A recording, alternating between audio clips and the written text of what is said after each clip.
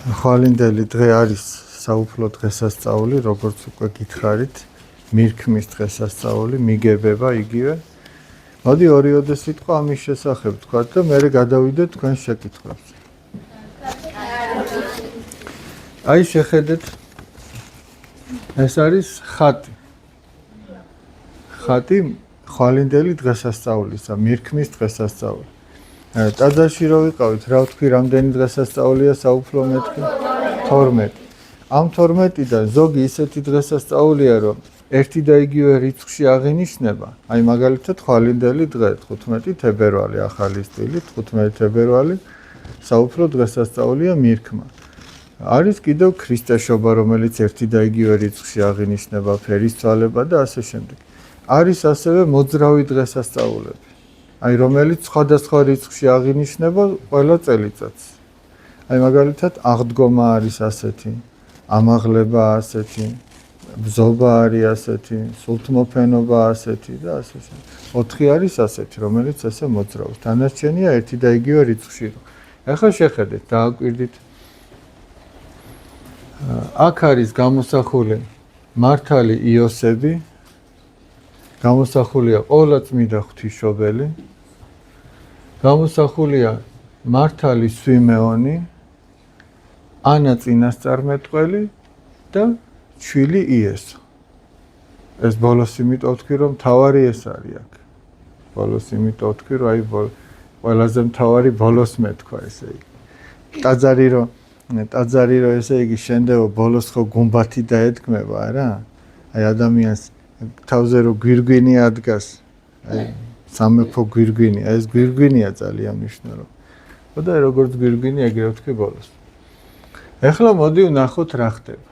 რა უჭირავს ხელში თქვენი აზრით? არა, იხვიდა ბატი არა.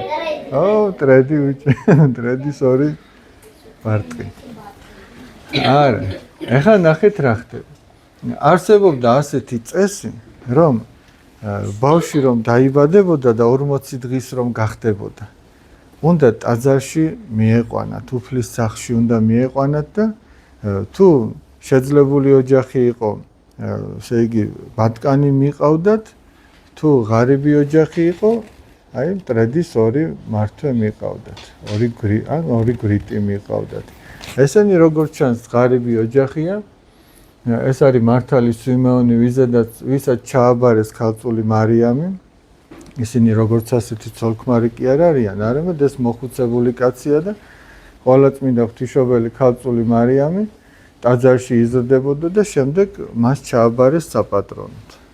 და როდესაც 40 დღისა გახდა იესო ქრისტე, მიიყვანეს ტაძარში.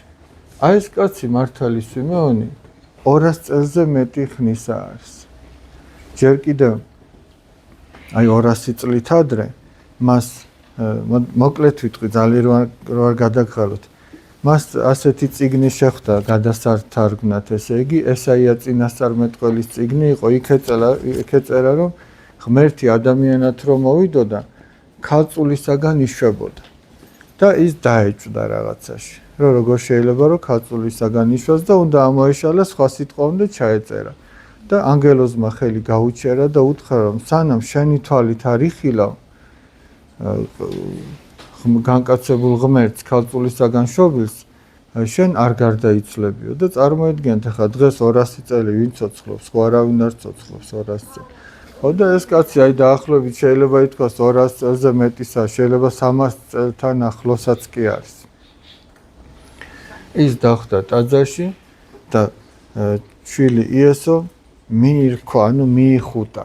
მირქმა ძველი ქართული სიტყვა და მიხუტებას ნიშნავს და ამიტომაც ეწოდება ამ დღესასწაულს, რომ ესე იგი ადამიანისა და ღმერთის შეხვედრის დღესასწაული. ეს არის ღმერთი, ადამიანად მოსული ღმერთი, იესო ქრისტე. და ეს არის ადამიანი, მართალი სვიმეონი. და ადამიანისა და ღმერთის შეხვედრის დღესასწაულია და თქვენ თუ დააკვირდით, სად მოხდა ეს შეხვედრა ადამიანისა და ღმერთის? ტაძარში. ხო და ტაძარი არის სწორედ ადამიანისა და ღმერთის შეხვედრის ადგილი. ადამიანი და ღმერთი უნდა შეხვდეს ერთმანეთს. ეს არის როგორც უკვე გითხარით ანა წინასწარმეტყველი რომელიც სულ ტაძარში იყო ტაძარს არ განეშორებოდა უკვე ძალიან დიდი წლების მანძილზე და ისიც მოელოდა განკაცებული ღმერთის მოსვლას. ეხლა რატომ მოელოდნენ ღმერთის მოსვლას? აქ იყო ერთ-ერთი შეკითხვა რომ რომელ წელს დაიბადა იესო ქრისტეო და იესო ქრისტე რომ დაიბადა ჩვენ წელთაღრიცხვას, ახალ წელთაღრიცხვას იქიდან ვიწყებთ. აი ხა რომელი წერია 2025 წელი. ხო და საიდან არის 2025 წელი? ქრისტეშობიდან 2025 წელი. საიდანღაც ხო უნდა იყოს ათვლის წერტილი, ხო უნდა იყოს საიდან. ეხლა მაგალითად რო გკითხო რომ აი თქვენ ხო ტირძნისიდან ჩამოხვედით და რო გკითხო დაუშვათ ტირძნისამდე რამდენი კილომეტრია?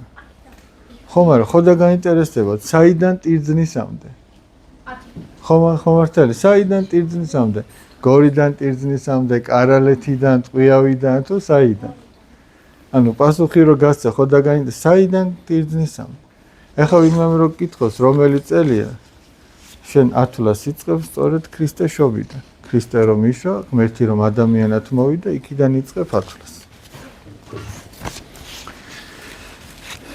მთავარი ადგილი კიდე ადამიანისა და ღმერთის შეხვედრისა, იცით რა არის? აი, მოდი, ესე ვთქვით, რომ ტაძარია ეს ადგილი, მაგრამ თვითონ ადამიანში, ადამიანისა და ღმერთის შეხვედრის ადგილი რა შეიძლება იყოს? ადამიანში. გული. რატომ გული? რატომ მაინც და მაინც გული? იქნებ გონებაში უნდა შეხვდნენ. მაგრამ თავარი ადამიანში არის სწორედ გული. გულია ყველაზე მნიშვნელოვანი. და იმ გულში ხდება ადამიანისა და ღმერთის შეხვედრა. ეხლა მაგალითად რო ვთქვათ, რომ ვიცოდეთ რომ მოდი ეგ ხელს გიშლის ჩაიდეს ჩიბეში. რომ ვიცოდეთ რომ აი ჩვენთან სახლში სტუმარი მოდის. რას ვაკეთებთ ამ დროს?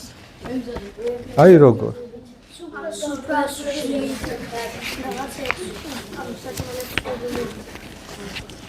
კიდევ? ომას პინძლდებით. დედა რას აკეთებს? სახლს ვალაგებთ. აი რომ ვიცოდეთ რომ ხაჭაპურს ვაცხობთ. ამ ხარსაც ვაცხობთ. ლობიოს ვაკეთებთ. ოხარშავთ. ეხლა ჩვენ რო ვიცოდეთ რომ ჩვენს გულში უფალი უნდა მოვიდეს. როგორ უნდა გავამზადოთ გული მაშინ ეგ თქვათ.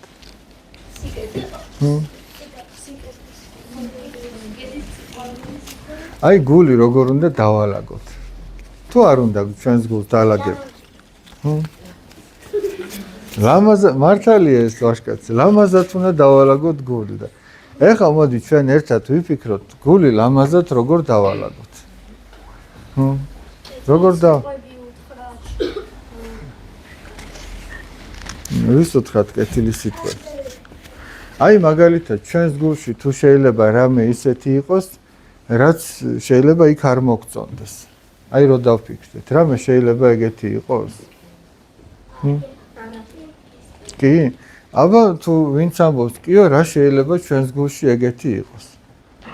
მაგალითად. ერთად ვიფიქროთ მოდი. ჩვენს გულში რა შეიძლება ისეთი იყოს?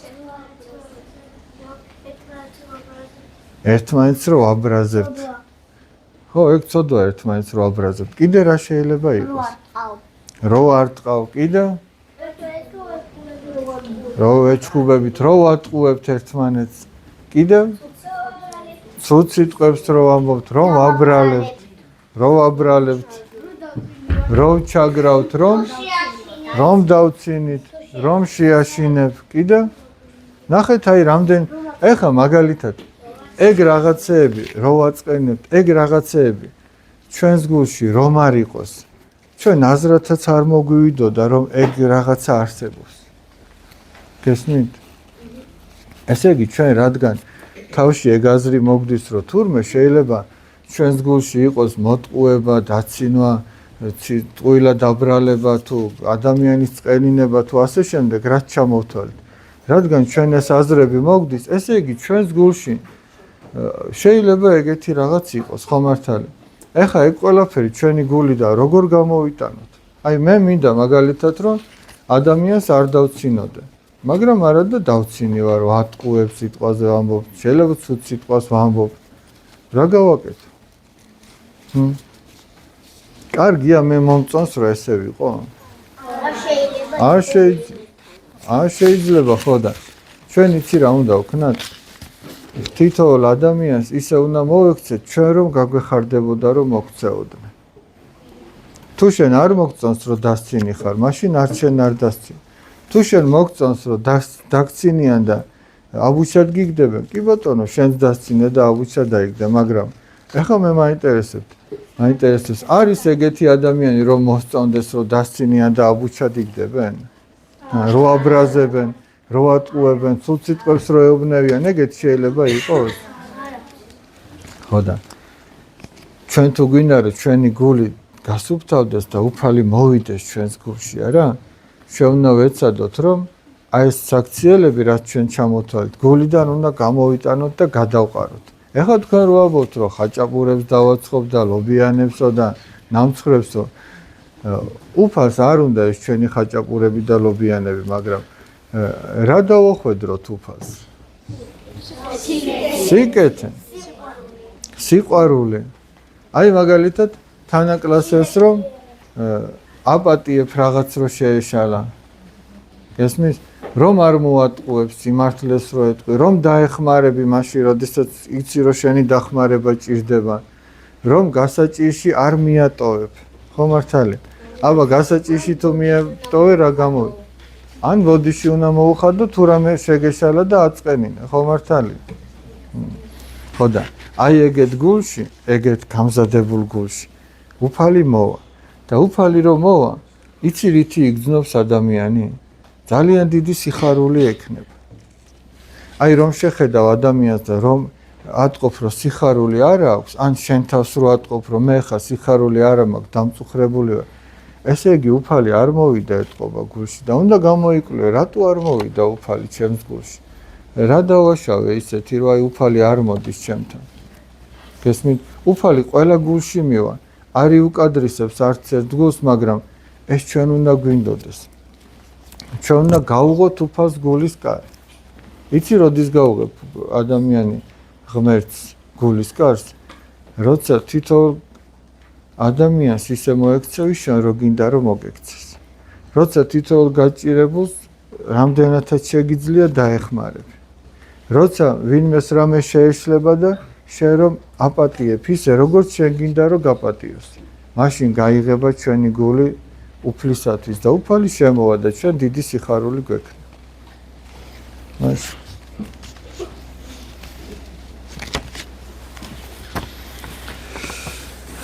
მე მაინტერესებს როდის შეიქმნა ლოცვები. ლოცვები სხვადასხვა დროს შეიქმნა სხვადასხვა წმინდა მამის მიერ. თუმცა არის ერთი ძალიან მნიშვნელოვანი ლოცვა, რომელიც თქვენ ყველამ ძალიან კარგად იცით. რომელიც თვითონ უფალმა იესო ქრისტემ ასწავლა თავის მოწაფეებს და ამიტომ ამ ლოცვას ქვია საუფლო ლოცვა. რომელი ლოცვა შეიძლება იყოს ეგ? მამაო ჩვენ. აი ეგ ლოცვა თვითონ უფალმა იესო ქრისტემ ასწავლა თავის მოწაფეებს. ისინი სთხოვდნენ რომ გვასწავლეო ლოცვა, ანუ გვასწავლე, ნახე რა უთხრეს, გვასწავლე როგორ ვილოცოთ. ანუ რა არის მთავარი ლოცვაშიო? ლოცვა არის ღმერთთან საუბარი. ღმერთთან საუბარი. ეხლა ნახეთ რომ ესე იგი განვიხილოთ მოწაფეებმა რა სთხოვეს უფალს. ანუ ლოცვა არის ღმერთთან საუბარი, ღმერთთან ხო რაღაცა თემაზე ხო უნდა ილაპარაკო, რაღაცაზე ხო აი მეგობრებთან ხო ჩვენ ვლაპარაკობთ ხან ამ თემაზე, ხან იმ თემაზე. აი ღმერთთან რაზე ღირს ლაპარაკი? რა არის მთავარი სალაპარაკო ჩვენი ღმერთთან? აი ღმერთმა ეგ ასწავლა ადამიანებს. მოდი ახლა განვიხილოთ ეგ ლოცვა, კარგით? აქეთ რომელი კლასია? მეორე, მესამე, მესამე. მეოთხე.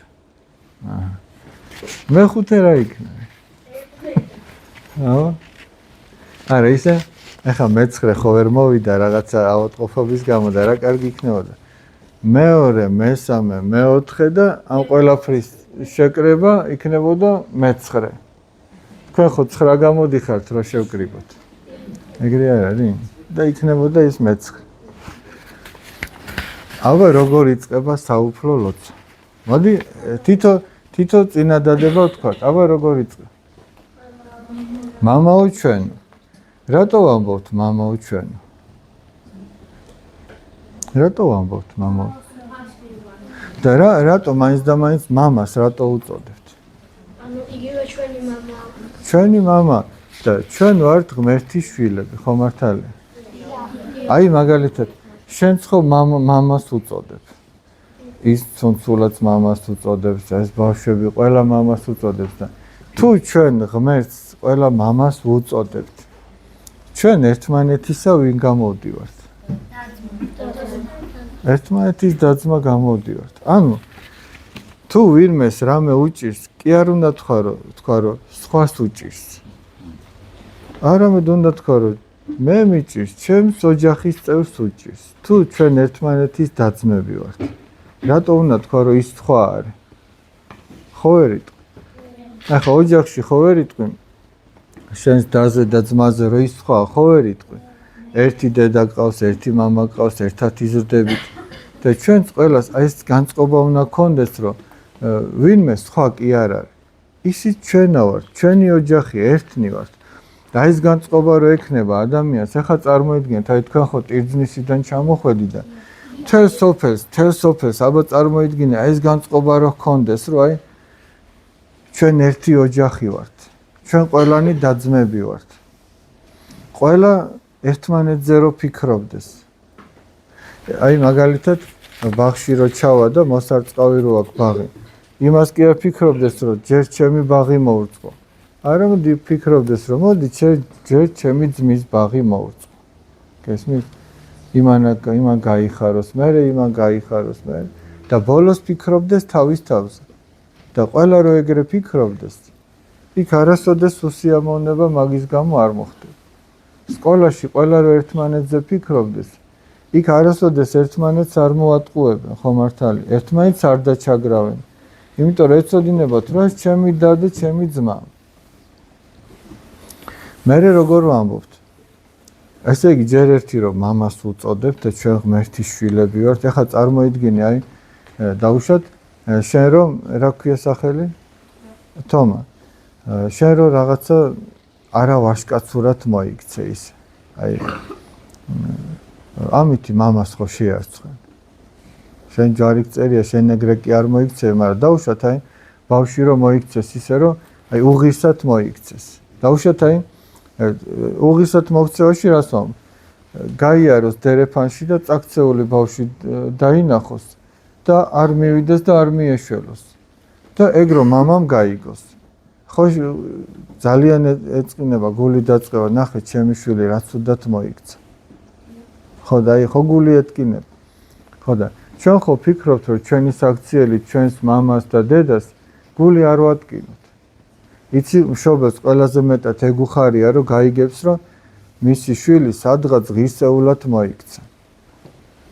აი რომ გაიგებს რომ ჩემმა შვილმა ვიღაცა ესე იგი ვიღაცას დახმარების ხელი გაუწოდა. ფეხი ეტკინა და მოკიდა ხელი და სახლში წაიყვანა დაუშვათ. ვიღაცას წამალი არ ქონდა და გაეგზავნა მოხუც მეზობელს გაეგზავნა და აფთიაქიდან წამალი მოუტანა.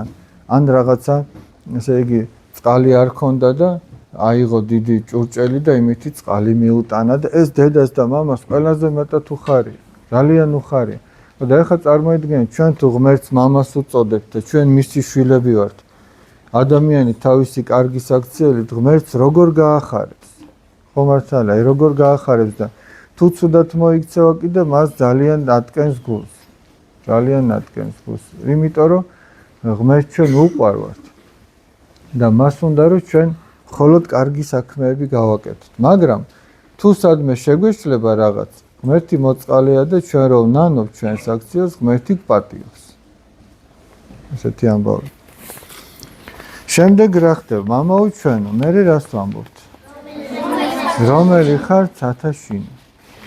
ჩვენ როდესაც ვამბობთ, რომ ცათაშინა, ეგ იმას კი არნიშნავს, რომ ღმერთი მარტო ცაშია. არამედ ამას იმიტომ ვამბობთ, რომ ის წმინდაა და როგორც ზეცა განშორებულია მიწისაგან, ისე ღმერთი განშორებულია ყოველგვარი უწმინდურობისგან. ის ყოვლა წმინდა არის, მაგრამ ისე ღმერთი ყველგან არის. ღმერთი ყველგან არის. არ არსებობს ისეთი ადგილი ღმერთი რო არ იყოს. ღმერთი ყველგან არის და თუ ღმერთი ყველგან არის, ესე იგი ყველაფერს დაინახავს და მოისმენს თუ არა? დაინახავს და ესე იგი ჩვენ ამითი რას ვსწავლობთ, იცი? ჩვენ მარტო არასოდეს არა ვართ. ჩვენთან ყოველთვის ღმერთია. ეხლა წარმოიდგინეთ, ჩვენთან თუ ყოველთვის ღმერთია, თან როგორი ღმერთი, იცი? ჩვენ რო ძალიან უყვარვართ. ადამიანს აი რამე შეიძლება გაუჭირდეს? აი როცა მასთან ყოველთვის ღმერთია. თან ეს ღმერთი, რომელსაც ჩვენ უყვარვართ, ყოვლის შემძლეა, ყველაფერი შეუძლია. მაგრამ მეორე მხრივ, თუ იცი რომ დაუშვათ, აი რამე გაგიფუჭებიათ სახში. ისეთი აი რო გინდოდათ რომ ეს მშობელს არ გინდოდათ დაენახა. რამე ეგეთ გაგიფუჭებიათ. აი წარმოიდგინეთ რომ მაშინ როდესაც აფუჭებდით, მეც გამიფუჭებია პატარაობაში, მარტო თქვენ კი არა, ეხლაც ვაფუჭებ ხოლმე. მაგრამ პატარაობაში უფრო მეტი გამიფუჭები. ეხლა წარმოიდგინეთ რაღაცას რო აფუჭებ. ხო არ გინდა მშობელი იმ დროს გხედავდეს. აი რო იცოდე რომ გიყურებდეს, მაინც გააფუჭებდი? ხო უფრო ვერ გააფუჭებდი, ხო მართალი? ხო და მაშინაც კი როცა მშობელი ვერ გიყურებს, ვერ გხედავს, ღმერთი იქ არის და გიყურებს. წარმოიდგინე. მე მაშინ ოქში შევარდი და ყველაფერი დამომტვრე.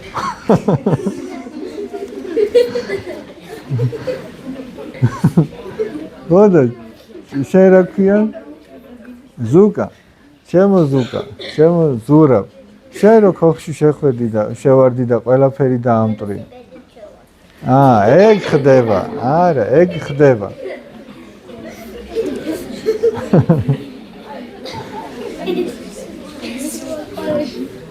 ეგეთი რაღაცები ხდება, ეხლა მაგისგან დაზრდოული არავინ არ არის. შეიძლება უცბად ვერ დაიჭირე საჭე და ვერ დაამუხრუჭე და შევარდი და დაიმტრო ყველაფერი. ეგ ხდება. ეგ ველოსიპედით ვეჯიბრებოდი და მეზობლის სახში შევარდა. ეგ ხდება. ეგ ისეთი არა უშა, მე ნენელა ისწავლე. ნუ გეშინი. მაგაზე არის ჯავრაში. აი მაგალითად რადგან ველოსიპედზე ჩამოვარდა საუბარი. ველოსიპედს რომ მუხრუჭები არ ქონდეს, რა მოხდებოდა?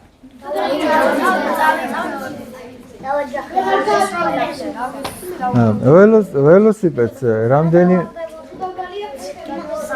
ის უნდა ქონდეს, რომ უნდა დააჭრო, რომ უნდა გაჭრო. ხო და ეგ არის მუხრუჭი, ეგ არის მუხრუჭი. ეგ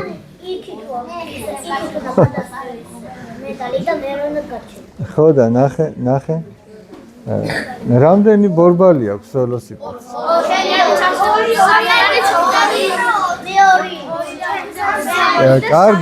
კარგი, მაშინ სხვანაირად დავსვავ შეკითხვას. ორ ბორბლიან ველოსიპედს რამდენი ბორბალი აქვს?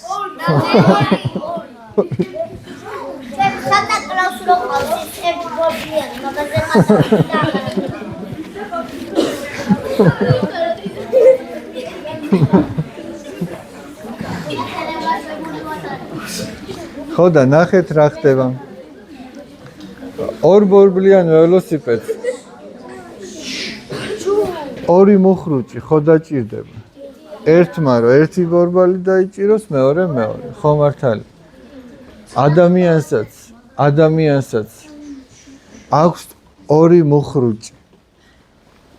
ადამიანს აქვს ორი მუხრუჭი, რომ ესე იგი ცუდად რო არ მოიქცეს. ერთი მუხრუჭი არის რა? აი მაგალითად ადამიანი რო გიყურებს, ხო შეიძლება ცუდი საქციელი მოგერიდოს და ვერ თქვა. ვერ გააკეთო რაღაცა. მაგალითად აი ვინც ცუდ სიტყვას ამბობს. მას რომ თავისი კლასის დამრიგებელი უყურებდეს, მაშინაც სიტყოდა მაგ სიტყვას. ანუ ადამიანისა ცხენია ხო მართალია რომ სიცხვილეა ეგეთი სიტყვის თქმა. მაგრამ ეგ ერთი მუხრუჭი რომ ადამიანის აქვს ცხენია და ვერ იტყვი ცუდად ვერ მოიქცევი. მეორე არის ღვთის შიში. ღვთის მოშიში თუ ადამიანი თუ ყოველთვის ახსოვს რომ ღმერთი მას უყურებს, ისიც არ იტყვის ცუდ სიტყვას. სულაც რომ მარტო იყოს, მაინც არ იტყვის და განა მარტო არ იტყვის, არც უნდა გაიფიქროს ცუდი. და ეგ ორი მუხრუჭი, ერთი ღმერთის შიში და მეორე ადამიანების რიდი, ანუ სირცხვილი. ადამიანს იცავს რომ არ დაეცეს ნეუბრივად და კარგი ადამიანი რო იყოს. შემდეგ რას ვამბობთ? მოდი ხო არ დაიღალეთ მამაო ჩვენოზე საუბარი. შემდეგი სიტყვა რა არის? რას ვამბობთ? წმინდა იყავს სახელი შენ. ეხლა მაგალითად ჩვენ რომ არ ვთქვათ რომ წმინდა იყოს ღმერთის სახელი, ღმერთის სახელი ისედაც წმინდა იქნება. მაგრამ ნახე როგორი ამბავია. დაუშვათ შენ ხარ ღმერთის მოყვარული ადამიანი. შენ რომ შემოგხედავენ კლასში რომ აი ესე კარგად იქცევა, აი ესე კარგად ლაპარაკობს, ესე კარგად ექცევა თავის თანაკლასელებს, სხვა ადამიანების თვალში ვინც შენ გიყურებს, ღმერთი კიდევ უფრო განდიდდება. შენს გამო წარმოიდგინე, ღმერთი კიდევ უფრო განდიდდება. მაგრამ შენ თუ ცუდად მოიქცევი, მაშინ იტყვიან რომ შენს გამო შეიძლება ღვთის სახელი დაიგმოს. აი ხო არის ნათქვამი რომ ბავშვიო ოჯახის სარკეა. ხო მართალი? ხო არის ეგრე ნათქვამი. შენ როგორც მოიქცევი, ხო იტყვიან რომ ეს ეთყობა ეგეთი ოჯახიდან გამოვიდა. თუ კარგად მოიქცევი, კარგს იტყვიან შენზე, თუ ცუდად მოიქცევი, ცუდ სიტყვიან. აი მაგალითად, თქვენ რომ თქვენი ოჯახიდან მიდიხართ სკოლაში. ხო იტყვიან რომ აი ეს ბავშვი, აი რა კარგად იქცევა, ეთყობა კარგი ოჯახიდან გამოვიდა. ნახე რა ზრდილობიანი ბავშვია, ეთყობა ძალიან ზრდილობიანი ოჯახიდან გამოვიდა. მერე ნახე რა ხდება. დაუშვათ თქვენ ხართ აი ტირძნისის სკოლაში სწავლობთ. ეხლა თქვენ ტირძნისიდან ჩახვედით ტყვიავში. ეხლა ნახე რა სიტყვიან. აი ტირძნისელი ბავშვები რა კარგად იქცევენ. აი აქ რო ჩამოხვედით, ეხლა მე ხო აღვნიშნე რომ ტაძარში როგორ შვიდად გიდექით, როგორ კარგად ლოცულობდით. მე ხო ვიტყვი რომ აი ტირძნისელი ბავშვები ჩამოვიდნენ და როგორ კარგად იდგნენ ტაძარში, კარგად ლოცულობდნენ. უკვე თქვენს გამო სხვა ბავშვებზე, ტირძნისელ ბავშვებზე შეგვექმნება შთაბეჭდილება რომ იქ ყველა კარგია. გესმით? ეხლა დაუშვათ ჩვენ თუ საქართველოდან სადმე წავედით უცხოეთში. იტყვია რომ ნახე ქართველი ბავშვები რა კარგად იქცევია. გესმით და თქვენს გამო ყველა ქართველზე კარგი შთაბეჭდილება შეექმნება. ესევია ღმერთთან დაკავშირებითაც. შენ თუ სადმე კარგად მოიქცევი, იმიტომ რომ შენ მორწმუნე ხარ, მაშინ შენს გამო ღვთის სახელი კიდევ უფრო მეტად განდიდდება. მოდი ახლა რა ვქნათ, იცი, ეს ძალიან ღრმა საკითხია, რაზეც ვლაპარაკობთ, მაგრამ თქვენ შეკითხვებს მიუბრუნდები, რომ მე ძალიან არ დაგღალოთ. მერე თუ დრო დაგვრჩა, კიდე მიუბრუნდეთ მაგას და თუ არა და იმედია რომ სხვა დროს კიდე შევხვდებით.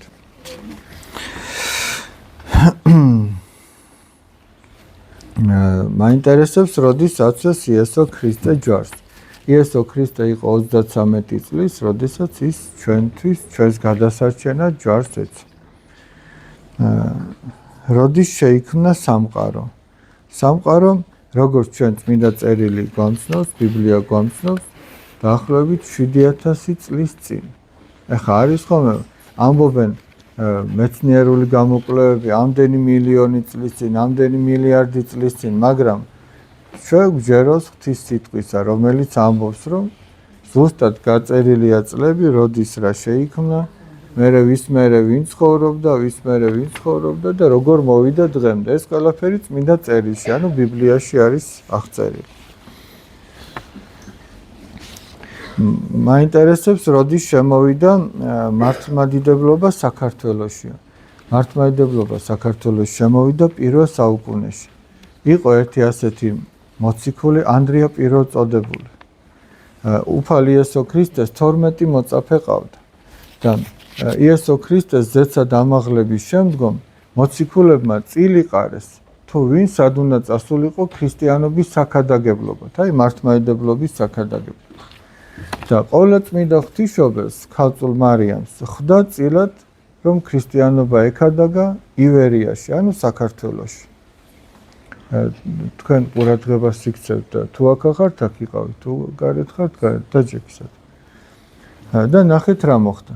ყოვლადწმიდა ღვთისმშობელი უნდა ჩამოსულიყო საქართველოში, ჩამობრძანებულიყო ქრისტიანობა ეკადაგა. მაგრამ ახლოვდებოდა მისი მიძინების ჟამი, ანუ მისი ზეცაში წასვლის ჟამი. ამიტომ იესო ქრისტემ უთხრა, რომ მის ნაცვლად საქართველოში გამოეგზავნა ანდრია პირველწოდებული და გამოეტანებინა ხატი, რომელიც იქნებოდა ჩვენი მფარველი და მცველი და სწორედ ანდრია პირველწოდებულმა ჩამოაბრძანა ყოვლადწმიდა ღვთისმშობლის ხატი საქართველოში და ამ ხატს ეწოდება აწყურის ღვთისმშობლის ხატი. იმიტომ რომ პირველად ეს აწყურში იქნა დასვენებული ეს ხატი. შემდეგ წმინდა ნინო შემოვიდა მე-4 საუკუნეში. აი ახლა რამდენი იქნება რომ ნინო ჰქვია ხო თქვენ შორის. მე-4 საუკუნეში. და 326 წელს მოხდა საქართველოს გაქრისტიანება. აი ახლა შემდეგი წელი 2026 წელი არის საიუბილეო წელი. 1700 წლის თავია საქართველოს გაქრისტიანებით. 1700 წელი, აბა წარმოიდგინეთ. რამდენი დრო გავიდა. რამდენი წლის ბრძანდებით მამაო. რამდენი წლის ვიქნები?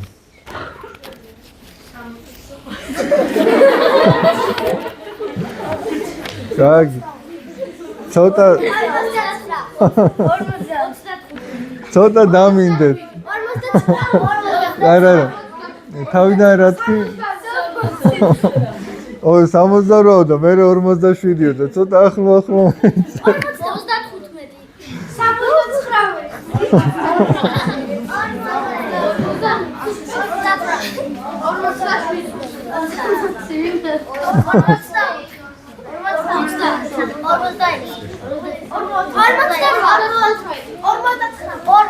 აი, დამშვიდი. 38.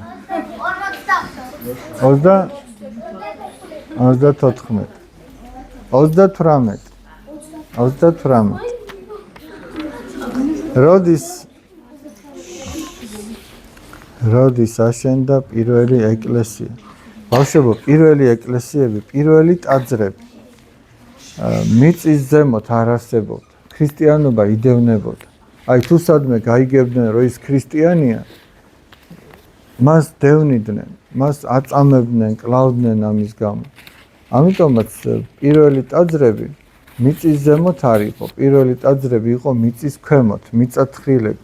რომში ხდებოდა ეს, რომის კატაკომბები. მიწის ქვემოთ წარმოედგინე მთელი ქალაქი რო იყოს და იქ იყო ტაძრები. იქ ჩუმად იკრიბებოდნენ ქრისტიანები, იქ ლოცულობდნენ. აი ეს იყო პირველი ტაძრები, სადაც იკრიბებოდნენ და მოწამეთა საფლავებზე აღესრულებოდა ხოლმე საღვთო ლიტურგია, ანუ წირვა. არსებობს თუ არა ანგელოზი? ანგელოზი არსებობს. თითოეულ ჩვენთაგანს თან ყავს თავისი მფარველი ანგელოზი. როდესაც ადამიანი ინათლება, უფალი მას უგზავნის ანგელოზს, რომ ეს ახალი მონათლული ბავშვი დაიფაროს და დაიცვას. ყველას თავისი მფარველი ანგელოზი ყავს. ისე რომ აი რაღაც თუ გაგიჭირდებათ, შევედრეთ ხოლმე, შესთხოვეთ თქვენს მფარველ ანგელოზს, რომ დაგიცვათ და გამოსავალი გაპოვნინოთ და ის დაგეხმარებათ. რატომ უნდა ჩაიცვას ქალმა კაბაო? აბა რა უნდა ჩაიცვას? რატომ უნდა ჩაიცვას? თქვენი აზრით, რატომ უნდა ჩაიცვას? ხო, რატომ უნდა ჩაიცვას? იმიტომ რომ აი, ყველაზე ნამდვილი ეგ არის. ნამდვილად. ქალმა კაბა უნდა ჩაიცვას სილამაზისთვის. ქალს ყველაზე მეტად კაბა უხდება, ხო მართალია? ამიტომაც ქალის სამოსი არის კაბა. ხო? რამდენი წლიდან დაიწყეთ ეკლესიაში სიარული? მე ეკლესიაში სიარული, რასაც აი ტაძრებში ესე სიარული ქვია, შეიძლება ითქვას, რომ პატარაობიდან დავიწყე, მშობლები ხანსად წაგვიყვანენ სალოცავში, ხანსად, მაგრამ აი როცა უკვე წირვა-ლოცვას ვესწრებოდი ხოლმე, მე-9 კლასში ვიყავ, რომ ესე წირვაზე დავდიოდი ხოლმე. მე-9 კლასში. თქვენ გაგიმართლათ, რომ უფრო პატარაობიდან შეგიძლიათ, რომ ტაძარში მიხვიდეთ. რომელი წლიდან დაიწყო მამაოს ლოცვები? რომელ წელს გახდით მამაო? მე გავხდი 2012 წელს. რამდენი წლის ხართო უკვე გითხარით, რამდენი წლისაც ვარ? როგორ უნდა მოიქცეს ქრისტიანი ვალენტინობის დღესო? ვალენტინობის დღე, ეხა ნახეთ როგორი ამბავი. აი როგორ მოვიქეცით ახლა დღეს ჩვენ? ხვალ არის საუფლო დღესასწაული.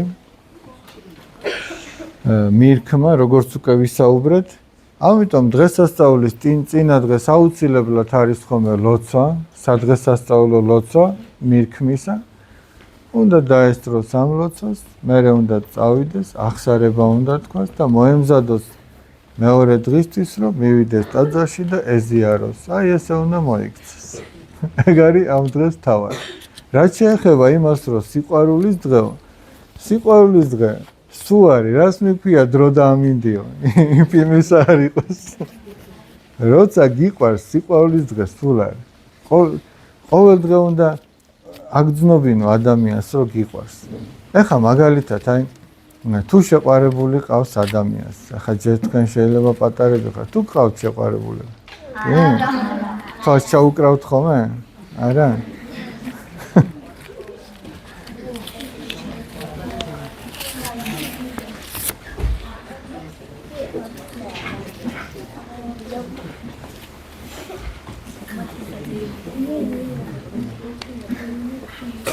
ადამიანიო, მოდი ცოტა შევასწორებ, რაღაცა ცოტა ადამიანი სიკვდილის შემდეგ, ანუ გარდაცვალების შემდეგ სად ხვდება?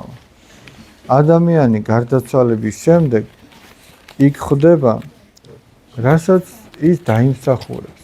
როგორც აქ მოიქცევა. ვიღაც კარგად ცხოვრობს და ღვთისმოშიშებით ცხოვრობს, ღვთისმცნებებით, ის ღმერთთან იქნება.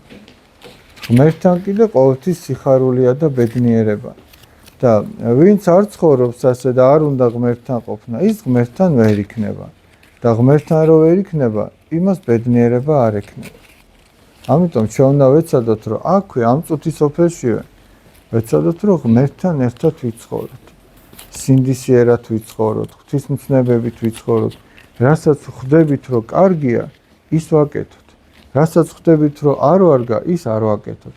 მაგრამ თუ სადმე მაინც შეგვეშალა, რადგან ადამიანები ვართ და შეცდომები მოგდის, იმის გამო სინანული გმართებს ახსარება უნდა ვთქვათ, უნდა შეინანო და ეგრე აღარ გააკეთო. ახლა მაგალითად, აი დაბადების დღის წვეულებაზე მიდიხარ და ფეხი ტალახში ჩაგივარდა, ფეხი დაგისველდა.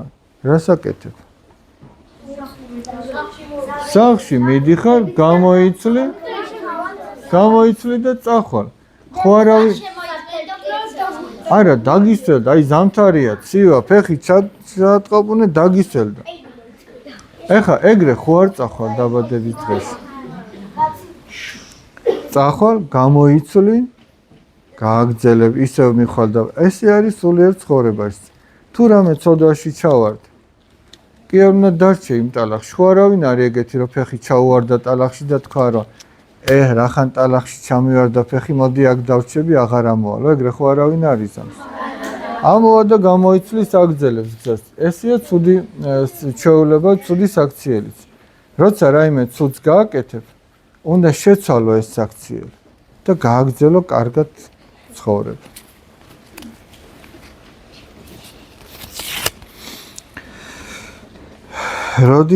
როდის წელს, რომელ წელს ალბათ გაგიჩნდათ საკვირაო სკოლის აშენების სურვილი? აბა შენ გითხრა. საკვირაო სკოლის შენობა აშენდა 2015 წელს. ეს შენობა აშენდა 2022 წელს. ის ძველი საკვირა 2015 წელს აშენდა. თქვენ ახლა ყველაზე მეტად რა გინდათო? მე ახლა ყველაზე მეტად იცი რა მინდა? პატარაობაში მქონდა ასეთი სურვილი, რომ აი ტაძარში სიარული ხო გითხარით, მე 9 კლასში ვიყავი, რომ ეკლესიაში სიარული დავიწყე. და სულ მინდოდა ხოლმე, რომ აი ღმერთს სულ თხოვდი ხოლმე, რომ ღმერთო, აი ამ მაცხოვნებელ წიაღს არ განმაშორო მეთქი. რომ სულ აქ ვიყო მეთქი, აი რომ რამდენი წელიც ვიცოცხლებ, სულ ეკლესიის წიაღში რო ვიყო. აი ამას თხოვდი ხოლმე. ეხლა მინდა რომ თქვენშიც გაჩნდეს ეს სურვილი, რომ თქვენც ამას თხოვდეთ უფალს, რომ ღმერთო არ განგვაშორო აი ამ წიაღს, იმიტომ რომ მე ბედნიერებად, სიხარულით, ყველაფერი რაც კარგია, აქ ვიპოვე.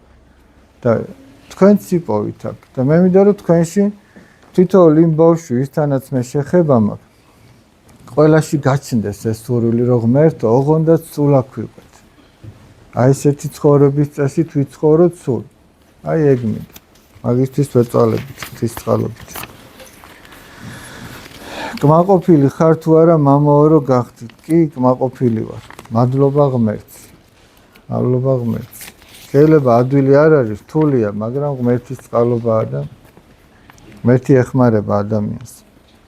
არსებობს თუ არა 64 და ჯოჯოხეთი? 64 და ჯოჯოხეთი რო არ არსებობდეს, არც თქვენ არ იქნებით აქ. აბა ისთვის ჩამოხვიდოდით ახლა. თქვენი აქ ჩამოსვლაც უკვე მაგას ამტკიცებს, რომ 64 და ჯოჯოხეთი არსებობს. ჩვენ გვინდა რომ გავექცეთ ჯოჯოხეთს და ვიყოთ 64-ში, სადაც უფალია. მაგრამ როგორ გაექცევა ადამიანი ჯოჯოხეთს თქვენი აზრით? სიკეთე უნდა გააკეთოს. აი, სიკეთე ხო და გწოდნიათ და თქვენ ეგრე გააკეთეთ. აქ ზოგიერთი შეკითხვა ბავშვო მეორდება და მე აღარ დაგილით ამაზე საუბრით.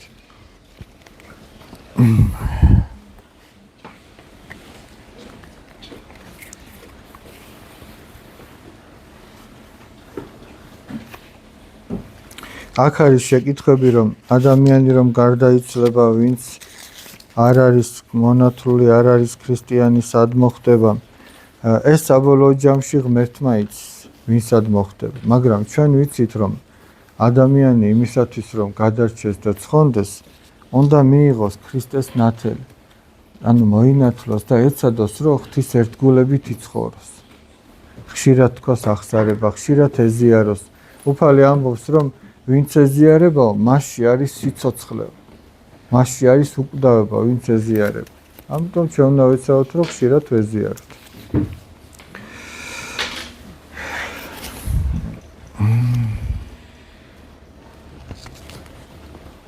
რატომ გახდით მამაო და როგორ აშენდა ეკლესიაო? ეკლესია აშენდა ღვთისმოყვარე ადამიანების დახმარებით. და მამაო, იმიტომ გავხდი, რომ ბევრი სხვადასხვა სურვილი მქონდა, მოკლედ, რომ აი ადამიანები, რომლებიც ახლა მაგალითად სოფელში, ზოგ სოფელში დღესაც არ არის მოქმედი ტაძარი. ხო და რაღაცა იმის სურვილი მქონდა, რომ იმ სოფელში მოუნათლავი არ ყოფილიყო ადამიანი, ჯვრისწერის გარეშე არ ყოფილიყო. კი ამას არავინ არ დატოვს, მაგრამ ვიღაცას ქონოდა შესაძლებლობა, რომ მისულიყო მამაოსთან და ახსარება ეთქვა. ახლა წარმოედგინეთ, აი სოფლებში, სადაც ყოველდღიურად არ არის იქ მოძღვარი, იქ რო ყოველდღიურად მოძღვარი იყოს, რამხელა ბედნიერება იქნება, იცი? აი გაუშვათ ყოველთვის რაღაც რო გაგიჭირდება და რომ მიხვიდე და შეეკითხო, დახმარება ითხოვ, რაღაცა აზრი რჩევა იკითხო, ეს ძალიან კარგია.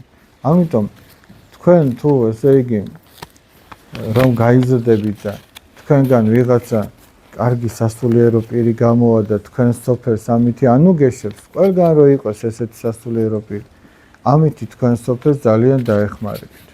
ეს ძალიან დიდი ნუგეში იქნება.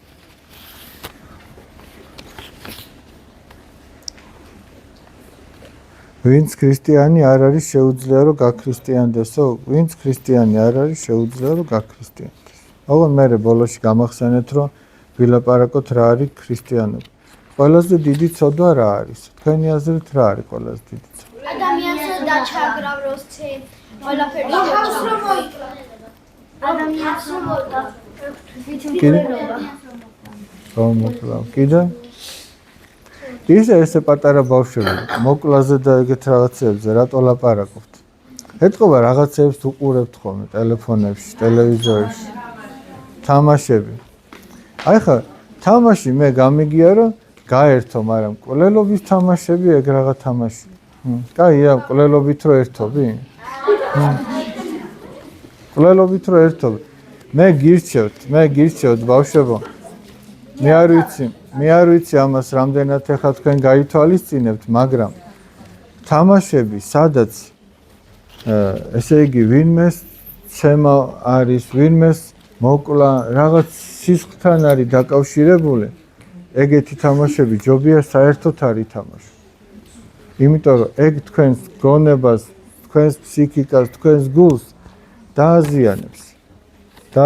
ამიტომ ჯობია ეგეთი თამაშები არ ითამაშოთ. ითამაშოთ ისეთი თამაშები, რაც აი სპორტს უკავშირდება. კალათბურთს უკავშირდება, ფეხბურთს უკავშირდება, რბოლას უკავშირდება, მანქანები. აი ისეთი რომ აი უბოროტო რაც არის. ეხლა სადაც ისეთი თამაშია რომ მაგალითად აი იქ ვიღაცას არ ტყავდა სისხლი მოსდის, მაგას არ უნდა შეეჩვიოთ. ვიღაცას კლავ, ჯობია არ ითამაშო, არ შეეჩვიო მაგას. და რაც ცუდია ჩვენ არ უნდა ვითამაშოთ.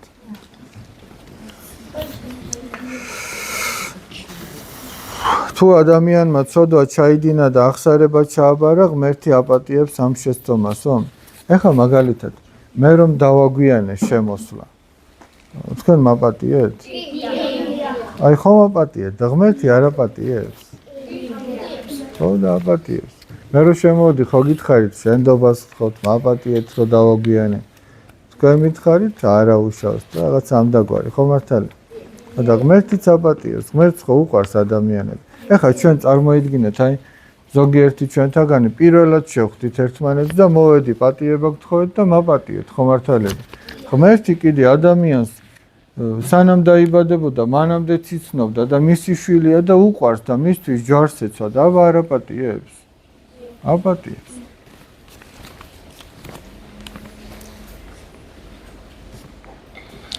რატომ გახდით მამაო და არა სხვა პროფესიის ადამიანიო? მამაო რატო გახდით გითხარით, მაგრამ ეხლა უბრალოდ ვერ წარმომიდგენია სხვა პროფესიის ადამიანი რა უნდა ყოფილიყავ.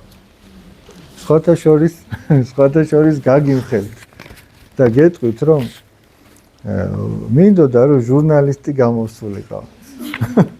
არ იცი რატო, მაგრამ ეგ სურვილი მქონდა. ჟურნალისტი რომ გამოსულიყავ. მაგრამ ვერ გამოვედი. რა თქვა? ბავშვებსაც ნახავ ესე, ხო? ესე არ ჯობია. თუმცა ბავშვებო, თუ ადამიანი, აი ჟურნალისტი დაუშვათ, თუ ემსახურება თავის საქმეს პირნათლად, კეთის სინდისიერად, ეს ცუდი არ არის. ოღონდ მან უნდა აკეთოს თავისი საქმე ისე, რომ ადამიანებს სარგებელი მოუტანოს. ისე კი არა, რომ ადამიანები დაზაფროს და მარტო ცუდი რაღაცეები უთხრას. ქვეყანაში უამრავი კარგი რამე ხდება. ამ კარგ რამეზეც უნდა ილაპარაკოს ჟურნალისტი. მარტო ის კი არა, რომ ცუდი რამე ხდება. მაგრამ ეხლა ნახეთ როგორი ამბავია. შენ რა ქვია სახელი? გიორგი, შენ? ლუკა. დაუშვათ ეხლა გიორგი ლუკას გაყვა ბაღში და 10-5 ვაშლი მოაკრეფინა. არ მოადა ჟურნალისტი მაგას არ გადაიღებს და არ იტყვის. იმიტომ რომ ეგ შეიძლება ბევრი ნახვა არ ქონდეს. გესმის? მაგრამ თუ იქნება ესე რომ გიორგიმ ლუკას 10-5 ვაშლი მოპარა, ეგ უფრო სკანდალია. ესე იგი ნახე რა მოხდა რა ტირძნიში, უფრო საინტერესოა, გესმის? ანუ საინტერესო რატოა? იმიტომ რომ ჩვენ გვინდა რაღაცა ცუდი ვნახოთ, მაგრამ მოდი ახლა ესე შევხედოთ. რა უფრო გვირჩევნია ჩვენს შესახებ? მოვიდნენ და ცუდი თქვან თუ მოვიდნენ და კარგი თქვან? კარგი თქვან. აი ხა მაგალითად, რამდენჯერ მომხდარა რომ ვიღაცას ოჯახის წევრები გარდაცვლა, რაღაცა ტრაგედია მომხდარა. და კაცი დგას ესე იგი გაშეშებული, აღარ იცის რა გააკეთოს, ცოლ-შვილი გარდაეცვალა. მიდის ჟურნალისტი და ეკითხება, აბა რა მოხდა, როგორ მოხდა? აბა ეხა იმას მაგისი თავია. გესმით აი, არის რაღაცა ზღვარი, რასაც არ უნდა გადააბიჯოს ადამიანმა. არ ჟურნალისტმა და არც იმან და არც ამან არავინ. ყველაფერს თავისი ზომა და წონა აქვს და თუ შენ საქმეს კარგად აკეთებ, ეგ კარგია, კარგი პროფესიაა. თუ ცუდად აკეთებ, ცუდად ნაკეთები არც ერთი პროფესია არ ვარ. მოდი ახლა ერთი პატარა ამბავი ვნახოთ მე და თქვენ, რომ ძალიან ესე საუბრით მარტო არ დაგხალოთ და მე ერთად განვიხილოთ, ერთად გავაგრძელოთ. კარგი? ხო, გააჩერე ცოტა ხანი. ხო არ ჩაგეძინათ? რა დაგამახსოვთ? აი მაგალითად ფული რომ იცოდა ყველა ქონება რომ დახარჯ და მე რომ მოვიდა და მამას რო დახმარება რო გაღარებდა. მამამ ხო მიიღო ისა. ხო და ღმერთიც ეგრე ელოდება თვითონ ადამიანს, რომელსაც რაღაც შეეშლება და ის აპატიებს. სანამ ბევრი ფული ჰქონდა, ხო ყველა ემეგობრებოდა, ხო ყველა კარგად ექცეოდა. რომ გაღარიბდა ყველამ ზურგი აქცია. ფულის გამო მეგობრობა. ხო და ეგ კი არ არის მეგობრობა. ფული რო გავთავდა ამიატო მეგობრობა. აი წარმოიდგინე ადამიანი რა მდგომარეობამდე უნდა მივიდეს, რომ ღორების საჭმელი ენატრებოდეს. და ხო და იცი რას ნიშნავს ეგა? ადამიანი რო ცოდავს, მერე მივა იმ მდგომარეობამდე, რომ აი საეშმაკო რაღაცეებით სულის გაბედნიერება მოუნდება, სული რო გამოკვებოს, დაიკმაყოფილოს ეს წყურვილი და შიმშილი, მაგრამ ის საეშმაკო საქმეები, ანუ ცოდვები, ადამიანის სულს ვერ გაახარებენ. ბოლოს როდის გაიხარა, ისევ მამასთან რო დაბრუნდა. და კიდევ ღარიბებს ანანიებს და თავის ფულსა. და მერე ბოლოს ხო თვითონაც იგივენაირად მოუწია. რასაც სხვისთვის აკეთებდა, ის მოვიდა მერე თვითონ. ზუსტად ეგრე ჩამოიარა სხვამაც, ეგრე ანანიებდნენ ამასაც. შენ რასაც დათესავ, იმას მოიმკი.